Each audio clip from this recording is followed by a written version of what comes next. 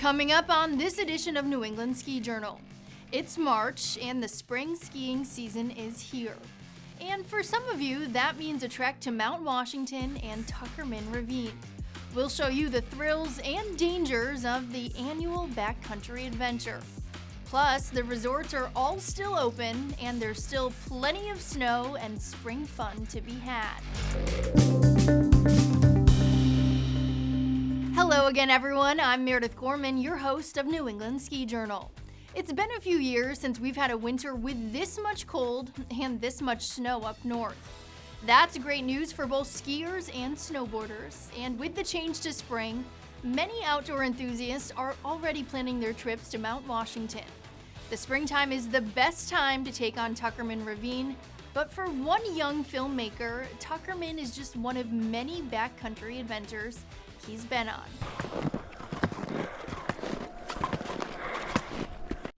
All right, currently walking up into the bowl.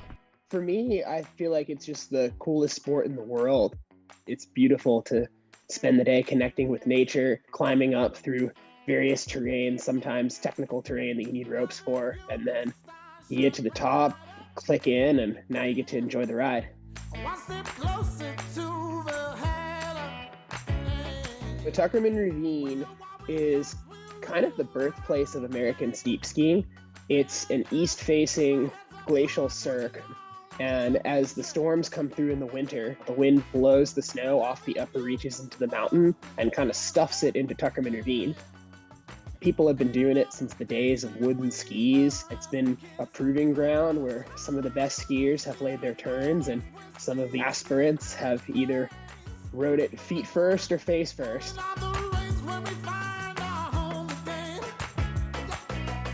I've never had any close calls with falling. I tend to ski a little bit below the limit when I'm in that terrain because it's just so consequential. It's steeper than any resort run by a long shot, and if you fall, you are going to the bottom. Ryan Delana may be young, but he's skied everywhere in New England. In fact, he's keeping track. I've been working on a project that I called the Presidential Ski Project. There's a book, it's a guidebook for the Mount Washington region called Presidential Skiing, and it has 91 routes in it. And I've been working on a challenge since the book came out to try and ski every route in the book. And I have 5 left, which is kind of crazy to say. Being aware of what's ahead of you is the key to backcountry safety. Certain routes come harder than others. For example, in Huntington Ravine, there's only 4 gullies that go all snow, and the rest of the gullies have ice bulges, and essentially you need to ice climb up them and build anchors, and then you ski the snow and you rappel back over the cliffs, which obviously takes a high degree of technical prowess, but also raises the consequences if you were to fall or get in an avalanche. It's likely to be your last. The primary thing to know about the backcountry that I feel like most people who are resort skiers might not think about is avalanche terrain. Especially in the Northeast, I think most people don't think avalanches can happen here. So I think a good place to start for a lot of people is getting educated on that. Today I'm gonna explore some new lines that I haven't hit before. One of them is right above us right now. Ryan's latest trek took him to Stowe's Mount Mansfield, Vermont's tallest peak, which is a whole different experience than skiing Mount Washington. As you're skiing in the Mount Washington region, you climb every route from the bottom. There's no lifts to get you there, and frequently you're going to climb the route that you're going to ski. So you get really intimate knowledge of what the conditions are. You get a lot of time to scope your line, and you have a lot of opportunity to turn around if conditions are poor. A lot of times in the Mount Mansfield backcountry, you're either hiking with a short elevation bump from above the lift, or you're actually skiing from the top of the lift and just entering the backcountry. So you're going top down on a lot of things. So you can find a hazard that you didn't know about mid-ski, and turning around can be much harder. Having the gear for the situation you're not expecting, I think a lot of backcountry skiers in Stowe should carry uphill gear, even if they're not planning on going uphill. It's getting late. Sun's starting to leave the mountain. It's been an unreal day, but I'm going up for one more little adventure. Well, maybe not little. If you want to see a lot of the backcountry terrain that we have available and kind of learn more about what I'm doing out in the hills and the project I've been working on and see some of this terrain through my lens, I have a YouTube channel. It's just my name, Ryan Delena, Delena. And I think one of the cool things about the New England backcountry, though our mountains are small, they're rugged. So they're perfect preparation for the greater ranges. I still think the coldest place I've ever been is Vermont. And the wonkiest snow I've ever seen was on Mount Washington. Looks like he's living his best life. Well, you heard Ryan speak about the danger of avalanches in the Northeast. To learn more, stick around because later in the show, we catch up with Patrick Scanlon from the Mount Washington Avalanche Center. But first, let's not forget about spring skiing here in New England. Up next, we check in at a couple New England ski areas to find out what's happening as we ski into spring. New England Ski Journal is brought to you by Country Ski and Sport, a family business celebrating over 50 years of exceptional service. By Burke Mountain, there is a place for you at Burke whether you ski, ride, bike, hike, swim, or simply just stay. So whatever you do it like a local. Go to skiburke.com to learn more and plan your visit. By Hestra Gloves, taking care of your hands since 1936. And by Great Glen Trails, your one-stop destination for winter adventure at the base of Mount Washington in Pinkham Notch, New Hampshire.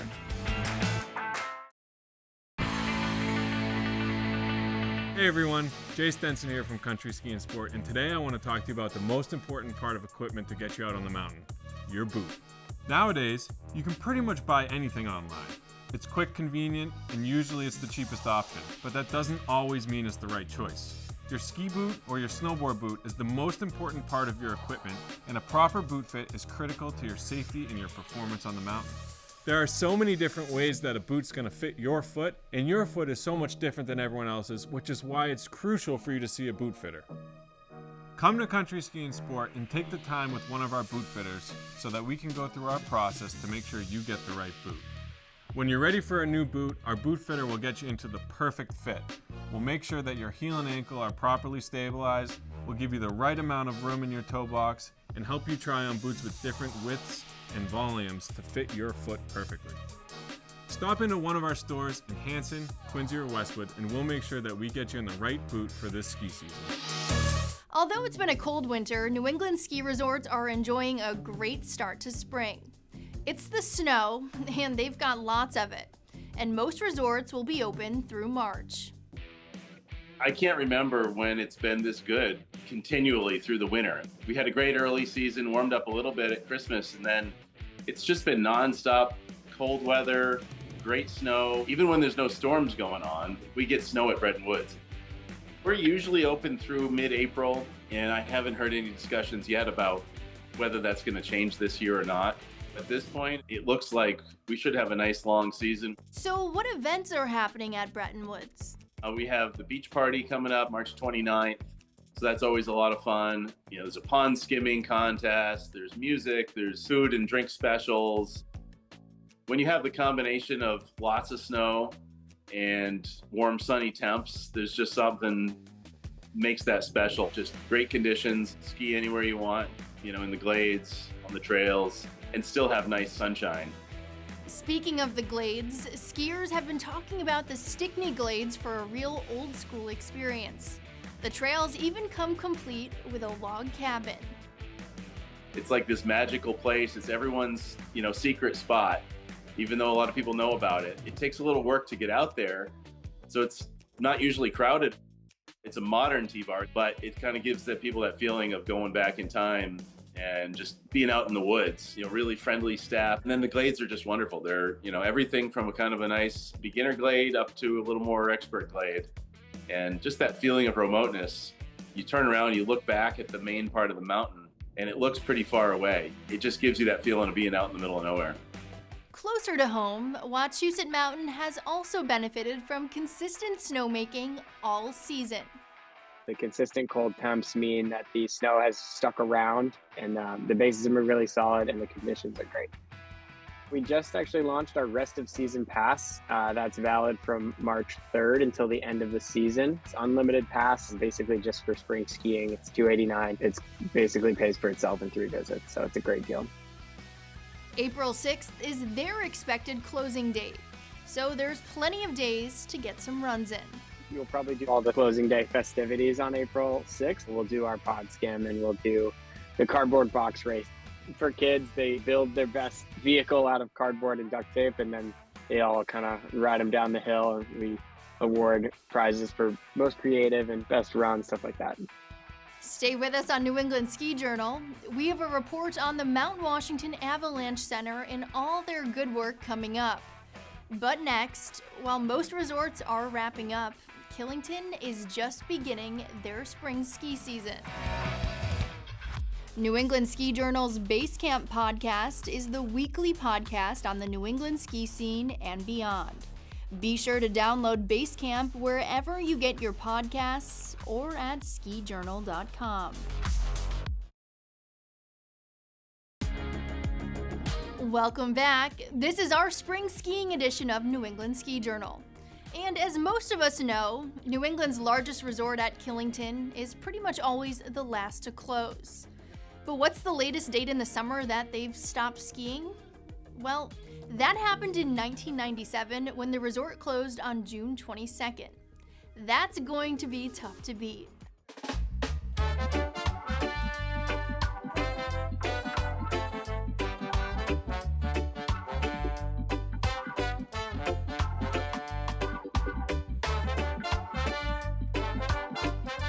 The universal greatness about spring skiing is obviously the warmer temps and the soft snow. Every resort you go to, you'll see, all the cast of characters that are having a great time, whether they're dressed in costume, bathing suits. Those warmer temps just bring out the good vibes. And no one knows good vibes like Killington, where you're pretty much guaranteed to be skiing into May. I'm gonna take my time. We always want to stamp a June date on there. Obviously, Mother Nature has the final say on that. We do offer our spring pass, which I think is, obviously better than any kind of lift ticket deal you can do. March 14th throughout the end of the season, we do a pass. It's $359 as long as you purchase it before March 13th, and then that will go up to $389. And then also for any of our Pico, midweek, or Icon pass holders, you can add that on for just $199. I mean, you really can stress it out and get a really good value for that dollar with that spring pass. It may look a little different as they begin to install their new Superstar lift in April. Obviously, we'll have to, take Superstar offline coming mid-April, and then we'll have some work to do on K1 mid-May, but that isn't going to stop us from trying to go deep into the season. And, as long as we have a good product that people can come out and have a good time with, we're going to keep going. And even if my pocket's empty, I don't really want to go to work. April, we kick off with, the Bear Mountain Mogul Challenge. It is so sweet on the That's really been a signature event. It's basically the ultimate bump skiing run in the East. Over the years, we've seen some really good, iconic skiers, in and around New England, really throwing down for everyone that shows up. It's a massive tailgate. We let everyone come on snow, create your own tailgate zones. You'll have elaborate setups, barbecues, big tents, couches, you name it. We teamed up with McUltra, and we now have a McUltra tailgate zone out there. We have, local musicians. It's just a really, really fun time, and really kind of kicks off our big spring calendar here at the resort. The following week, we'll have our annual pond skim. Have some really cool stuff and activities for that day. Following up with that, again, we can't send anything off without a nice little party. So on April 13th, we'll be doing a Superstar party to kind of honor that lift that's been around since 1987. And then following that week, we have our big Days in the Frosted season pass holder party that really kind of just celebrates a great season and going on a high note. Ain't nothing gonna hold you back when you got it like that. Killington also has a big backcountry skiing scene, and for anyone interested, they offer backcountry tours at all levels. And if you're a backcountry skier or snowboarder, you'll be interested in our next segment. Up next, we'll talk to Patrick Scanlon at the Mount Washington Avalanche Center. Stay right there.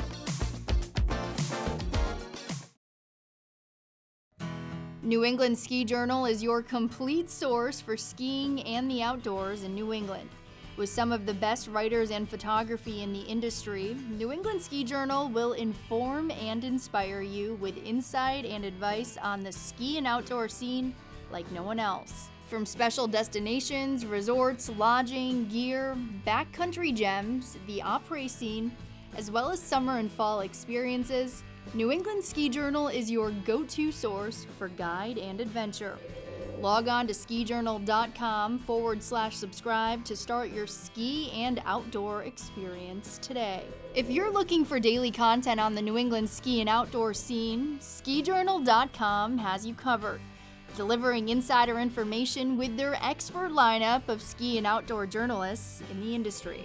Looking for your next ski experience? Check out all of our New England Ski Journal episodes at skijournal.com as we visit some of the best ski resorts and destinations in the region.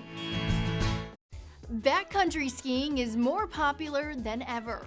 And whether it's Mount Washington in New Hampshire or Mount Mansfield in Vermont, this time of year, advanced skiers are looking to challenge themselves by taking on the steepest and most difficult terrain in the region. But there are other important challenges that skiers face, like the very real chance of an avalanche. A big message we try to get out to people is that Tuckerman Ravine is not a ski area. A lot of people go there. It's a very popular place to go in the spring, especially as ski areas start to close. But I think it's important that people realize they're in the backcountry. There's no ski patrol. We're not marking hazards. We're not telling you where you can and can't go. It's up to the person to make their own decision and decide what makes sense for them to do given the conditions and given their ability level.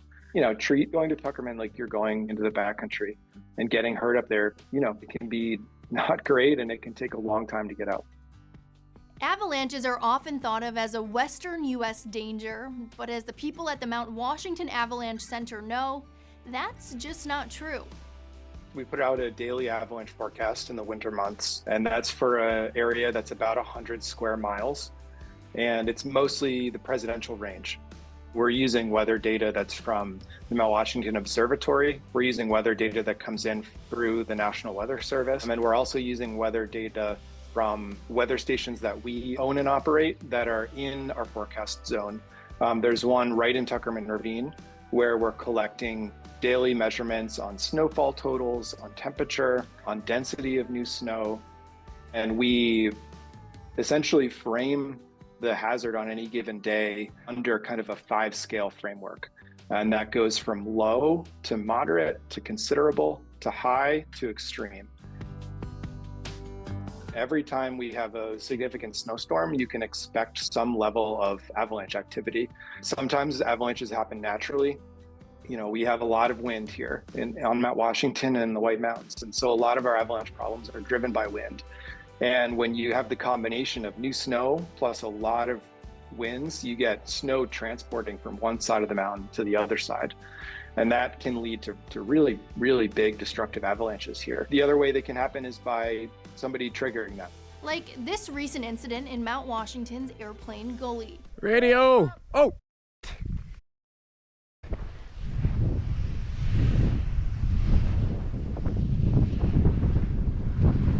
What happened in that instance was the skier found kind of a weak spot in the slab. It's called a slab avalanche. And at that point where the avalanche was triggered, the skier's weight was enough for the snow to propagate across the slope and trigger the avalanche. And it's tricky because to an untrained person, and even to some of us who are highly trained, avalanches can be a very invisible hazard. Often the weakness is buried underneath sometimes several feet of snow. And so in order to know there's something there, there's a lot of clues that people can be looking for. But at the end of the day, you can't always know for certain that a slope could avalanche or not. The skier survived, but incurred significant injuries from this avalanche, and a long and difficult rescue was needed.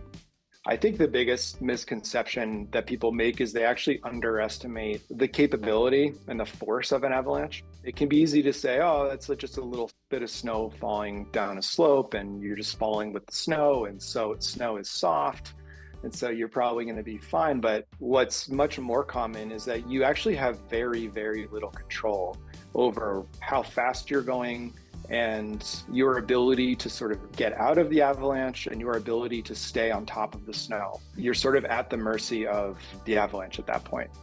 MountWashingtonAvalancheCenter.org is where you can find daily forecasts and much more information to help you navigate your backcountry adventure. We hope your spring skiing season is a safe and fun one. I'm Meredith Gorman, and we'll see you next time on New England Ski Journal.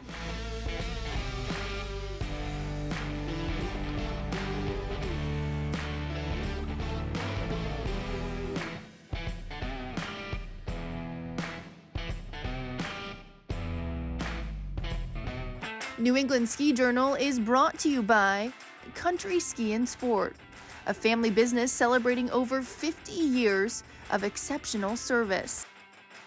By Burke Mountain, there is a place for you at Burke, whether you ski, ride, bike, hike, swim, or simply just stay. So whatever you do it like a local. Go to skiburke.com to learn more and plan your visit. By Hestra Gloves, taking care of your hands since 1936. And by Great Glen Trails, your one-stop destination for winter adventure at the base of Mount Washington in Pinkham Notch, New Hampshire.